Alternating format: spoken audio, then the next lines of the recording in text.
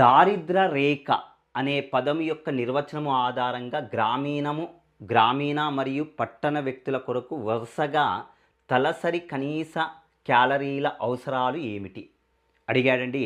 దారిద్ర రేఖ means poverty line. Okay అండి, ఇక్కడ poverty line గురించి అడగటం జరిగిందండి.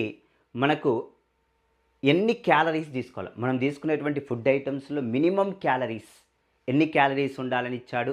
ఓకే, ఫస్ట్ ఏమి ఇచ్చాడు, గ్రామీణం ఇచ్చాడు, తర్వాత పట్టణం అని ఇచ్చాడు. ఇక్కడ ఫస్ట్ ఆప్షన్లో చూడండి 2100 అండ్ 2400 క్యాలరీస్. నెక్స్ట్ 2400 మరియు 2100 అని ఇచ్చాడండి. నెక్స్ట్ 2400 2200 అని ఇచ్చాడు. 2200 నుంచి 2400 ఇచ్చాడు.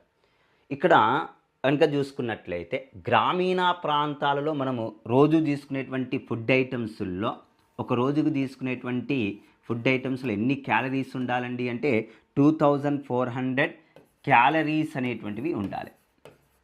ఎక్కడ, గ్రామీణ ప్రాంతాలు. అదే పట్టణ ప్రాంతాలలో అయితే ఎన్ని క్యాలరీస్ ఉండాలండి అంటే 2100 అండి. ఆప్షన్ చూడండి, second one is the correct answer. Second one is the correct answer అండి.